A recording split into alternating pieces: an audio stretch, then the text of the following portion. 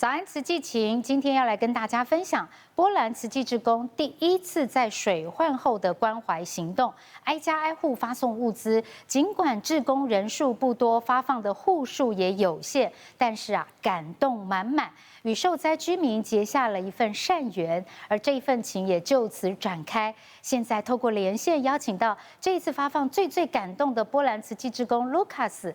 卢卡斯是道地的波兰人，娶了台湾姑娘，现在夫妻俩都是受证的慈济志工哦。卢卡斯你好 ，Good morning。佳琪好，大家好。好，卢卡斯的中文还是能听，但是不太能讲，所以我们今天主要是用英文来分享。首先第一个问题要问问卢卡斯，在参与发放的过程当中遇到了什么困难、什么挑战 ？First question is, what are the challenges and difficulties you face? This time the distribution was different than usual because we had to walk from door to door.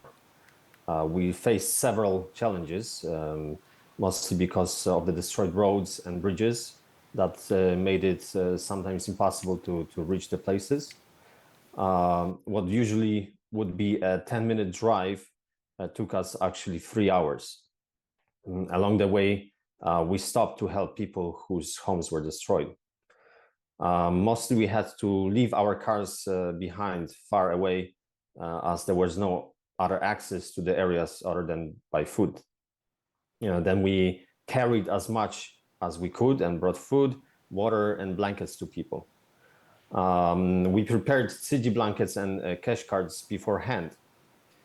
We bought also other supplies the same day and asked local people to donate clothes and food. Many of those people were actually Ukrainian people we had helped before because of the war. We walked until all the supplies were distributed, including some food and water handed to us over by firefighters that we met on the way. And they didn't have enough time for the distribution of those goods because they were too busy setting up the pumps and power generators. Although it took us the whole day, we didn't actually feel tired at the time, knowing that people needed help. 其实这一次拜访的这一个村庄是受灾很严重的，车子没有办法开进去，所以我们是徒步的方式 ，walk 的方式走进去，一户一户来发放。当然发放了食物、衣服等等这些生活物资。那么接着就想要问问卢卡斯，你自己感动的点是什么？收获是什么？看到了什么？感受到什么 ？What did you see? What did you feel? And what moved you? In one of the destroyed houses, we met a woman. She told me they were lucky because their home is still standing.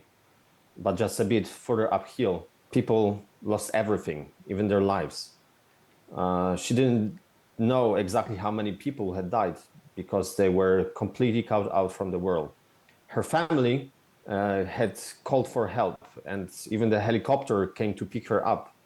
Everyone around knew she was supposed to leave. But when it came the time, she decided not to go. She thought it was better for the woman with children stuck on the rooftop. She was talking about her neighbors. She asked the helicopter rescue team to pick those people first. And another touching story was when we met a woman with her children. From the front, their house looked fine, but actually half of it was missing from the back.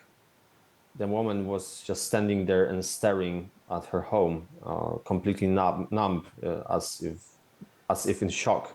When we provided her with the blanket and the cash cards, and then she said thank you and started crying. Seeing that we brought more than just material help, people realized that they are not alone. They saw that people are coming and there was help on the way, that they are not forgotten. And I think that what was most important is that we brought some hope. It was hard to focus on my personal feeling at the time, but seeing those people relief made everything worth it. 卢卡斯分享了很多感动的故事、个案的故事，像是妈妈带着小孩，真的是无助的心情。那么接下来我就很好奇，想要问一问卢卡斯 ，Did you cry when you give them items? At the time, there's no possibility to cry. We are too busy. We don't want to focus on our own feelings, and I didn't have time to cry because, we had to do something. We had to take action. But when we come back home and we sit down on the sofa and we talk to each other about what happened, yes, there are tears that come out from the eyes. 卢卡斯其实在现场忍住不哭，但是回到家之后坐在沙发上，那个情绪就涌上来。那最后要问问卢卡斯，接下来的关怀计划是什么 ？What are your future plans? We are still gathering information, which is right now the most important thing, and we are working very closely with the headquarters in Taiwan, and also Sister Shuwei from Germany. They have lots of experience with natural disasters, and their advice will help us to plan our next steps. We are also in contact with local authorities here in most destroyed areas like Buhowazy and Kłodzko.